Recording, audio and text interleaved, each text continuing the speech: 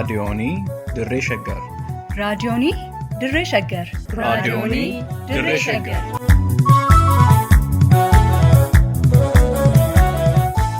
Raadiyoonii Dirree Shaggari. Raadiyooniin Dirree Shaggar torbaan guutuu guyyoodhaan galgalatti sa'aatii tokkorraa eegalee hamma sa'aatii tokkoof walakkaatti dambalii gabaabaa meetir baandii 19 kiiloo heerzii 15,415 irratti qophii dabarsuu hamma jalqaba. Raadiyoonii Dirree Shaggar.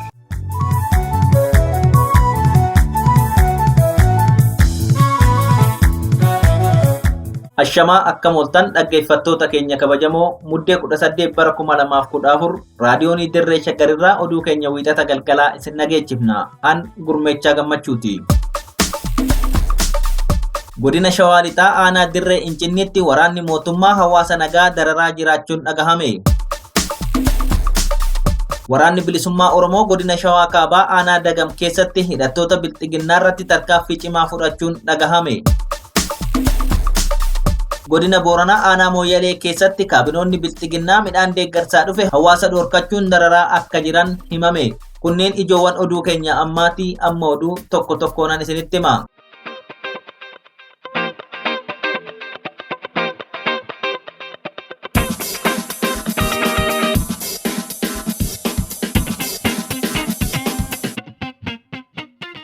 Godina Shawaa Lixaa aanaa Dirree Incinniitti waraanni mootummaa hawaasa nagaa dararaa jiraachuu jiraattonni himan. Waraanni mootummaa bilxiginnaa lola gidduu kana waraana bilisummaa Oromoo waliin aanichatti taasiseen mo'amee wayita of duuba deebi'etti qabeenya uummataa saamuu fi manneen jiraattotaa abiddaan gubaa jiraachuu yaada jiraattonni aanaa Dirree Incinnii bilbilaan raadiyoonii Dirree Shaggariif qoodanirraa hubachuun danda'ameera. Kan wallolli waraanaaf waraana kan isaa waraana isaa booji'e kan rukute kan meeshaarraa fuudhe kan ajjeese waraana inni garuu uummata fayyaalessadha fixaa jiru waan baay'ee sirrifachiisu hanga mana nama dhuunfaa cabsanii saamu suuqii mana uffataa ammarraa gubu magaazana cabsanii midhaan callaa jalaa saamuu fe'achuu kana kan godhu waraana mootummaati beekta gaafachi waraana mootummaa ol deebi'ee uummata nagaa saamuu mana irratti gubuu ajjeesu sadarkaa kanatti beektaana Dirreen Cinnii gamda kamsii roggee jedhamutti kan gaggeeffamaa jiru bolaa roggee jedhamutti kan gaggeeffamaa jiru ana tokkee kuttaa'ee gara gimbii sumbee naannaa jedhamutti kan gaggeeffamaa jiru waan mootummaan gochaa jirus wanti inni yaadessiisu hin galu. Waraana bilisummaa Oromoo zoonii giddu galeessaa aanaa Dirree Incinnii fi Ollaashii keessa socho'u irratti lola banuuf jecha mootummaan bilxiginnaa waraana isaa kallattii hedduun qubsiisaa jiraatus tarkaanfii waraanni bilisummaa Oromoo irratti fudhatuun gaaga'ama guddaa keessa seenee akka jiru maddeen raadiyoonii Dirree Shaggar eeraniiru. Waraanni mootummaa tibba kana gara tibbaa sana afuura gaffateera fakkaata. Kallattii hedduunidha waraana bilisummaa Oromootti kan dursee aanaa Dirree Incinnii kallattii 4 akkuma tuukaaftanaa tokkee kuttaa'ee gara gimbii jedhamu sanarraanis kallattii 4 ammayyaatti illee akkasii. Haa ta'uutii garuu akka yaadan kana waan milkaa'anii hin fakkaatu. Odeeffannoon hawaasa irraa bahuuf hawaasa akka arguttis gaaga'ama lubbuufis booji'amuufis kan saaxilamaa jiru waraanuma mootummaa lubbuudhaan baay'ee irraa ajjeesanii hedduu irraa madeessanii hedduu meeshaas irraa booji'anii waan ni garsana jiru mootummaaf baay'ee rifachiisaa ture. Loltoota hedduu fi meeshaalee gurguddoon bobba'ee milkii dhabuudhaan saalfatee of duuba deebi'uuf kan dirqame waraanni mootummaa bilxiginnaa qaanii isaa haaloo ba'uuf jecha uummata nagaatiin isintuu deeggaree nyaachisee obaasa jechuun miidhaa irraan ga'aa jiraachuu isaatiin hawaasni aanichaa yaaddoo hamaa keessa akka jirulleen dubbataniiru. Uummatichi hedduudha dararamaa jira. Too ta'ee nagaa uummataa kanneen qabu mootummaa ture. Kan dhabamsiisas immoo yoo jedhe yoo danda'e qaama keessa socho'uuf saalluunus yoo danda'e kan dhabamsiisuu danda'u isa. Kan inni dadhabe immoo uummanni homaa gochuu hin danda'u. Faallaan garuu waan ofii isaaniif dhaqanii waraanni isaanii dirree lolaatti mo'ataman uummata akka duwwaadhaatti beektaa yeroo hunda kan isaan ba'a. Dirree waraanaa deemanii waraanni isaanii yoo irraa booji'ame yoo meeshaan irraa fuudhame yoo lubbuun irraa ba'e ol dhufanii uummata nagaadha isaan kan isaanii manatti dararaa jiranii. Uummanni baay'ee uummata abdii kutaadha baay'ee addaadha kan sadarkaa biyya gadhiisuuttidha kan uummanni deemaa jiru kaan mana gadhiisee baqateera kaan manni irraa gubateera. Kan gabaase Hawwii Qajeelati. Waraanni bilisummaa Oromoo zoonii giddu galeessaa godina Shawaa Kaabaa aanaalee adda addaa keessa socho'aa jiru. Tarkaanfii yeroo garaagaraatti hidhattoota mootummaa bilxiginnaa fi milishoota irratti fudhachaa tureen milkaa'uun dhaga'ameera. Lola waraanni bilisummaa Oromoo aanaa Dagam ganda Yaayaa Harootti muddee 15 bara 2014 waaree dura hidhattoota mootummaa Oromiyaa fi milishaa gandaarraa bobba'uun sakatta'iinsa waraana bilisummaa Oromoo gaggeessaa turan irratti tarkaanfii fudhateen iddoo addaa Qarree jedhamutti loltoota 52 ajjeesuun hidhattoota baay'ee madeesseera. Aanaadhuma Dagam ganda Qundee Agamsaa iddoo addaa Laanqisaa jedhamutti tarkaanfii fudhateen paatiroolii hidhattoota Oromiyaa 2 barbadeessuun himameera. lola waraana bilisummaa Oromoo fi hidhattoota bilxiginnaa gidduutti godhame kana irratti hidhattoonni bilxiginnaa madaa'an 163 ol hospitaala Fiichee ciisanii kan jiran yoo ta'u, hospitaalli Fiichee guyyaa hidhattoonni bilxiginnaa kunneen hospitaalicha seenanii jalqabee tajaajila fayyaa jiraattotaaf kennuu addaan kutuusaa maddeen keenya magaalaa Fiichee waabeffachuun gabaasuun keenya ni yaadatama. Daandii namarraatu gabaase. Oduu keenya ittaanuun mootummaan bilxiginnaa gaaffii uummata Oromoo baroota dheeraa ukkaamsuudhaaf waraana bilisummaa Oromoo dhabamsiisuu tooftaa godhatee socho'aa jiraachuun dhagahame. Gabaasa Hawwii Qajeelaa Iftuu Galataatu dubbisa.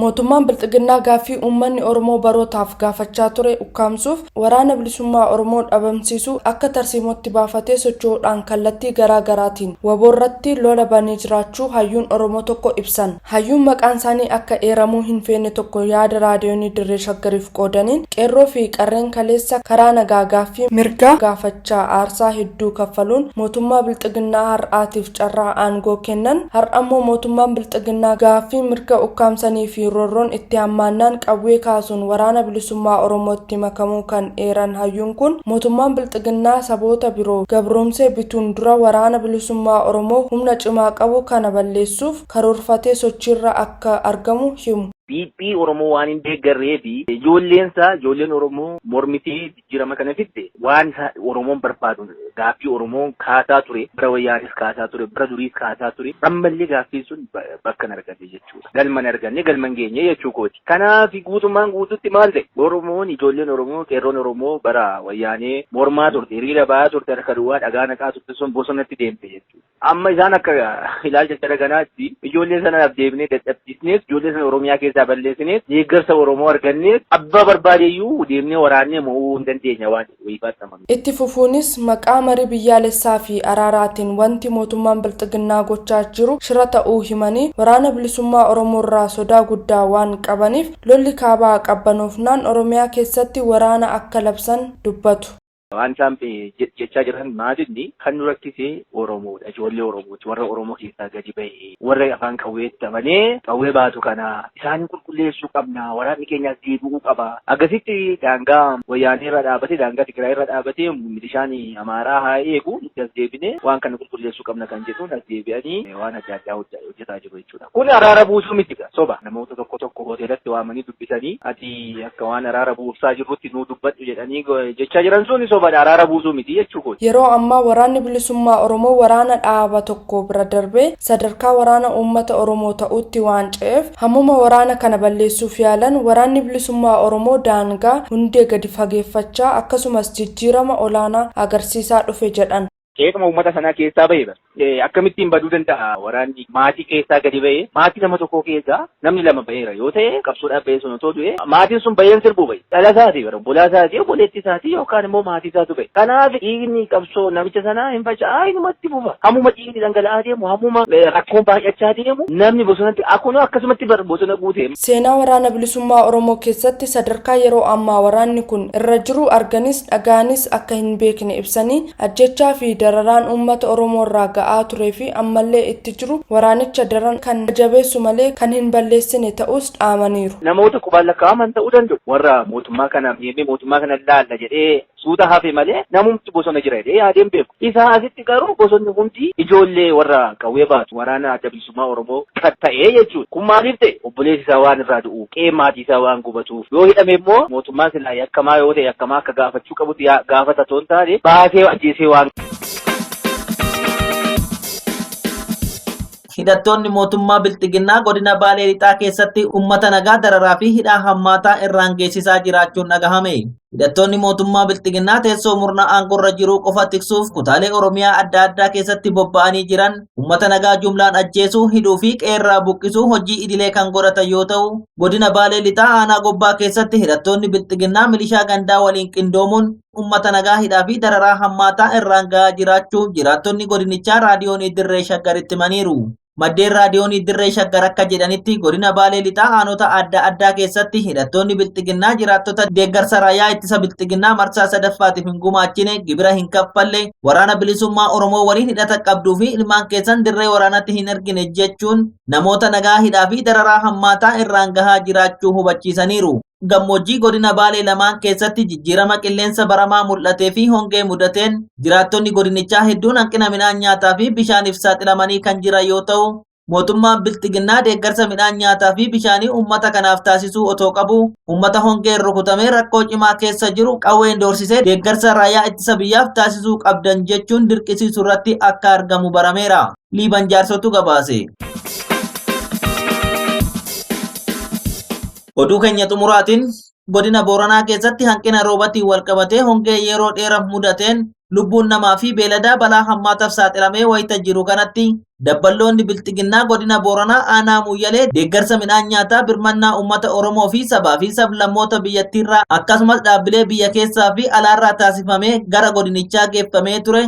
Daagaa qottan malee isiniif hin kenninu jechuun hawaasa dararaa jiraachuu jiraattonni dubbatan. Miseensonni hawaasaa beelaaf saaxilaman yaada raadiyoonii dirree shaggariif qoodaniin akka himanitti hanga yoonaatti sababa hongee kanaan godina Booranaa aanaa Muyyalee keessatti namoonni 4 beelan du'aniiru. Hongee cimaa mudate kanaan hawaasichi namaa sa'aan akka malee miidhamuu dubbatanii rakkoo hamtuu kanarraa osoo hin dandamatin dabballoonni bilxiginnaa ajandaa siyaasaa isaanii akka isaan fedhanitti bakka yoo hin raawwatin ilaalcha shanee qabda jechuun uummata sodaachisaa fi namni bakka walgahii siyaasaa bilxiginnaarraa hafe adabbii cimaa qaba jechuun uummata dararaa jiraachuu beeksisaniiru.